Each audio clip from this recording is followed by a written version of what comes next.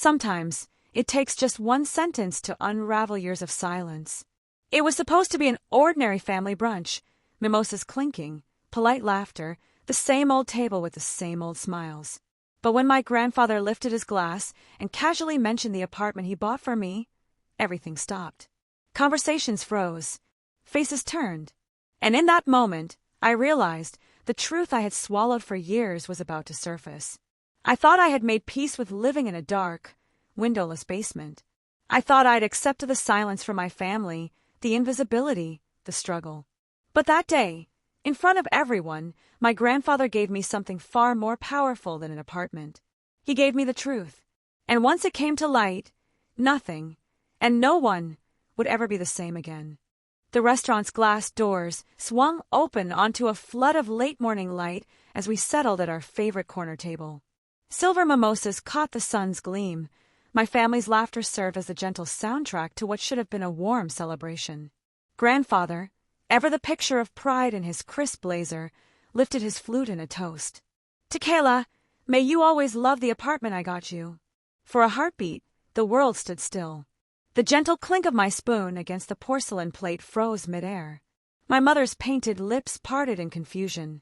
My sister's eyes darted up from her phone. My father's fork clattered onto his china with such force I could almost feel the vibrations through the table. I swallowed carefully, tasting not only the orange juice that burned down my throat, but the weight of every whispered lie. With deliberate calm, I laid my napkin on my lap and met grandfather's beaming gaze. "I live in a basement," I said, voice low yet unwavering. His smile faltered. Surprise flickered across his lined face. The bright room, filled with family chatter and clinking glassware, suddenly felt cavernous, each moment stretching longer, colder. "What do you mean?" he asked, blinking as though he'd been struck. I drew in a steady breath. 4 years. No windows. A boiler next to my bed. Rent paid in cash to a landlady whose walls turned yellow from cigarette smoke. I watched the color drain from my father's face as the silence thickened around us. Every eye in that room now bore down on him. My mother's coffee trembled in her hand. My sister's fork hovered near her mouth. And grandfather, his knuckles white against his table edge, felt the first tremor of regret. I rose to leave, my heart pounding not with fear, but with the fierce calm of someone reclaiming her truth.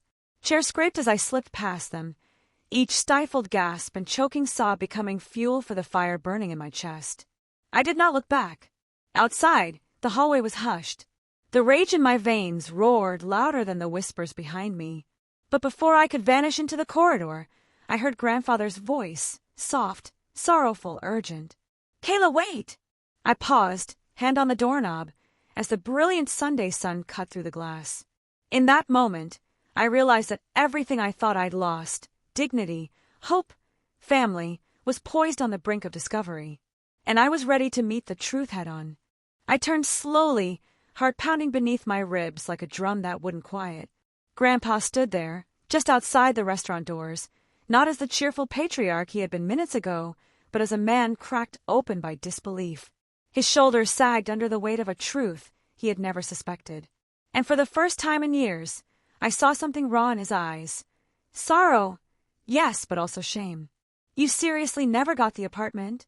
His voice was so low, it was almost swallowed by the city noise. I shook my head. "I've been living in a basement, Grandpa. A place where the ceiling leaks when it rains, and the walls smell like old tobacco. I sleep next to a boiler. My landlady doesn't believe in banks, so I pay rent in cash. I eat most nights sitting on the floor." He blinked hard, as if every word bruised him. "Your father, he told me you didn't want help. That you were proud. Independent." He swallowed. "That you turned down the apartment." I didn't answer right away. The air between us was thick with too many things that had gone unsaid. Years of missed chances and masked intentions. "I once asked him for a job lead," I said. "You know what he told me? Try flipping burgers first. Builds character." Grandpa winced. His eyes flicked down for a moment, as if afraid to meet mine. "He said you were ungrateful. That you never thanked him. That you moved into your dream place without even calling him." I let out a quiet, bitter laugh. I didn't know there was anything to thank him for. That moment broke something in him. He rubbed a hand across his face and let out a sigh so heavy it sounded like it came from his bones. I trusted him, he whispered. So did I once. But trust, when misplaced, doesn't just hurt. It rewrites the story of your life without asking. There was a pause. Then he said something I didn't expect. I want to fix this. I crossed my arms, careful. How? I want to see it. Where you live. I want to see for myself what he let you suffer through. I stared at him, searching his expression for any trace of pity, performance, or doubt.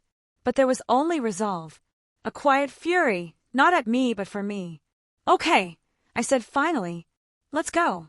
And that's how, for the first time since I graduated, I opened the basement door to someone who actually wanted to understand, not just what I'd lived through, but what had been taken from me. Not just in money, but in opportunity, in dignity.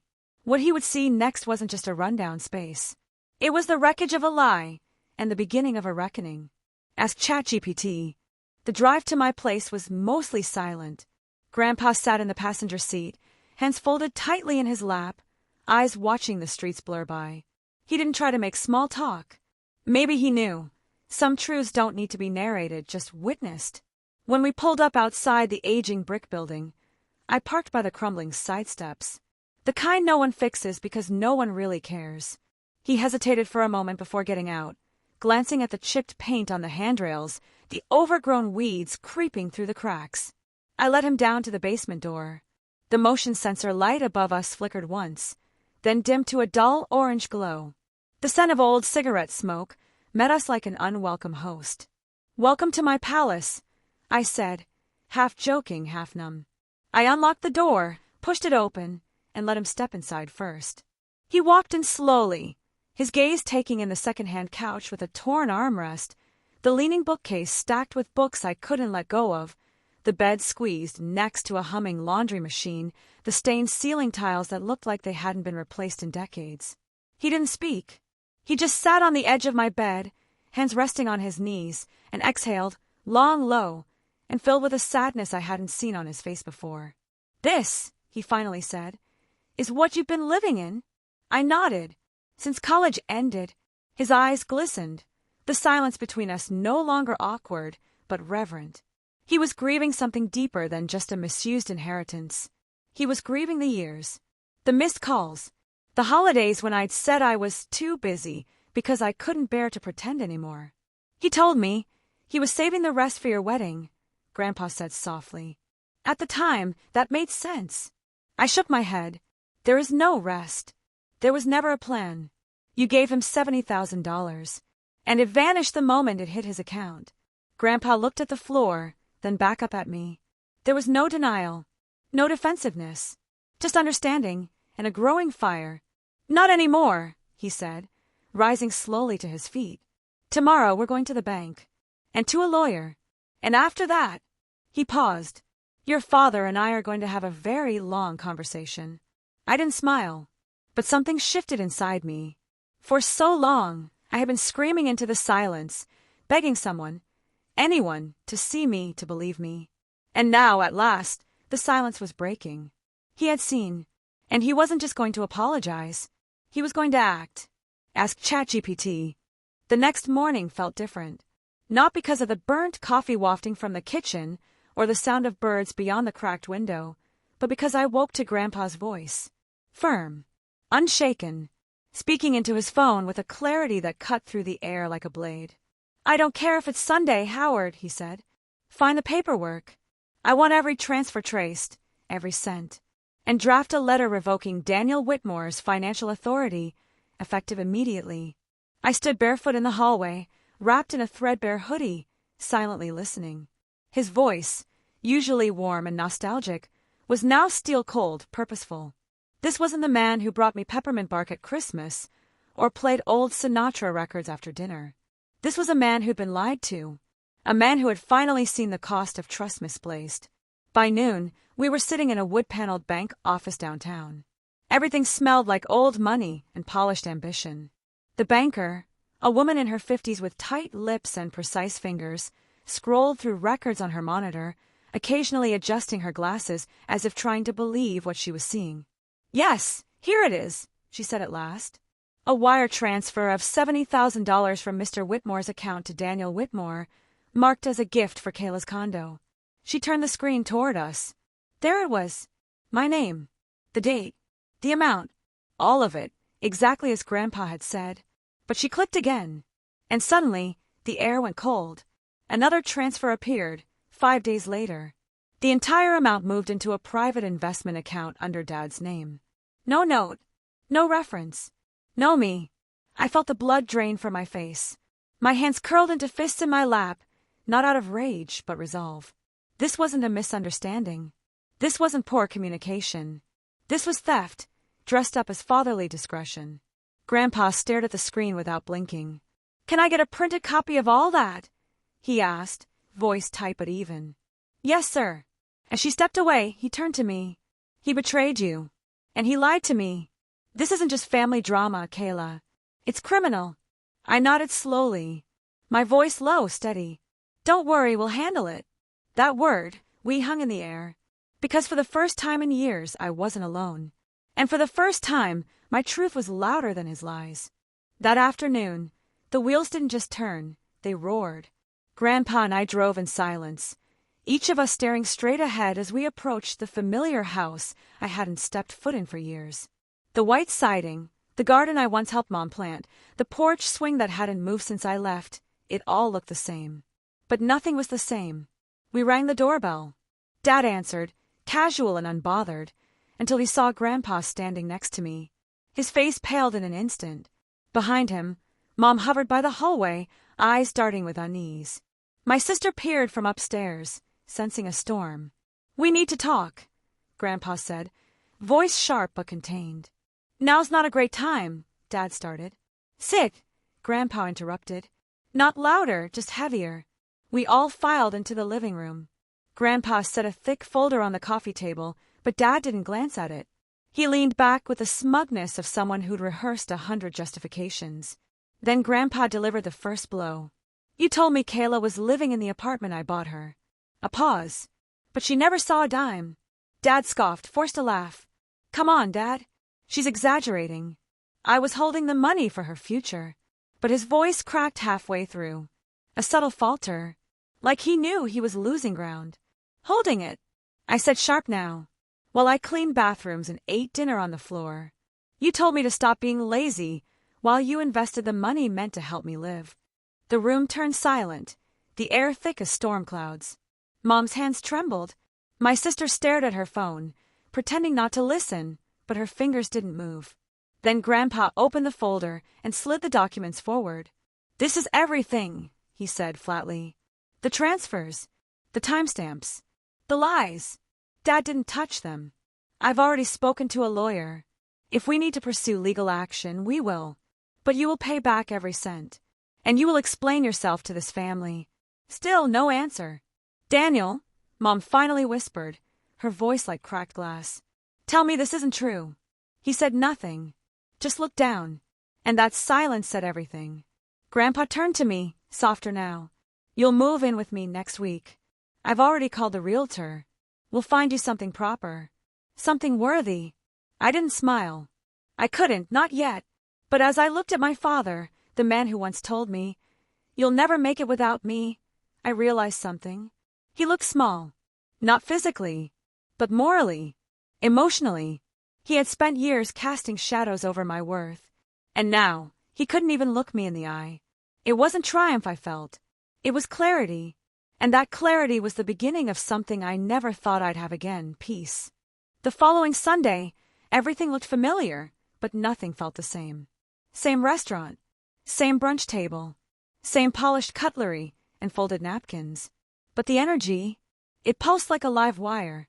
I wasn't seated at the far end anymore, squeezed next to an ice bucket and a chair that didn't match. No. This time I sat beside Grandpa, right at the head of the table. His hand rested gently on mine. A quiet gesture, but it told me everything. "You belong here. You always did." One by one, the family arrived, each face a mixture of curiosity and caution. And then my father entered. He looked older, paler, like the truth had carved lines into him overnight. Mom followed close behind, lips pursed tight. My sister wore sunglasses indoors, as if shielding her eyes would shield her from accountability. No greetings. No toasts. No small talk. Grandpa stood before anyone could fake a smile. "I'm going to keep this short," he said. His voice cut through the clink of glasses like a blade. "Last week, I discovered something that shattered my trust. Something I can no longer stay silent about. You could hear forks drop. 4 years ago, I wired money, my own savings, so Kayla could start her life after graduation. I was told she received it, that she was living well, thriving." He turned to me briefly. "That was a lie." Silence rippled across the table. A server froze mid-pour. My aunt looked stunned. My cousin's jaw slackened. "Daniel," Grandpa said, locking eyes with my father, "you took that money. You hid it. You let your daughter suffer. You made her believe she wasn't good enough while you profited." My father opened his mouth, but no sound came. Just that familiar smirk trying to climb back. But this time it died halfway. "You called her lazy," I added, my voice calm but slicing. "You told me I didn't deserve help. But you were the one stealing it." The room held its breath. Then Grandpa reached into his jacket and slowly unfolded a paper. He laid it in front of my father like a final verdict. "Read it," he said. "Aloud." Dad hesitated. His hands trembled. Then, slowly, he began. "To my family, I stole from my daughter, Kayla Whitmore. I took funds meant for her future and lied about their purpose. I have wronged her, my father, and the integrity of his family. I accept full responsibility and will repay the full amount within 6 months. I am deeply sorry." When he finished, no one spoke. No applause. No comfort. Just truth. And truth doesn't always need a reaction. It just needs a moment. I glanced at Grandpa, and for the first time in a long time, I felt whole. Not because the pain had vanished, but because someone had finally seen it and named it. That day wasn't about revenge. It was about reclamation, of dignity, of truth, of the voice I'd been told to silence for years. I didn't feel victorious. I felt free. And sometimes that's the loudest kind of justice. Some stories end with apologies, others with punishment. But this one ended with clarity. For years, Kayla had been made to believe that her dreams were too fragile, her worth too small, her silence more acceptable than her truth. But when truth finally came to light, when lies were stripped bare and masks fell away, what remained wasn't just justice. It was renewal. Her grandfather didn't just give her money. He gave her something far more powerful: belief, presence, and a second chance at the life she had once tucked away in the shadows. She moved forward, not out of spite, but out of strength. Not because someone gave her permission to rise, but because she realized she never needed it in the first place. Now, her mornings begin with sunlight instead of sirens. Her dreams unfold on real pages, not crumpled napkins between double shifts. And that basement, it's no longer her story. It's her origin. To anyone who's ever been told to stay quiet, stay small, or stay grateful for scraps, Kayla's story is your reminder.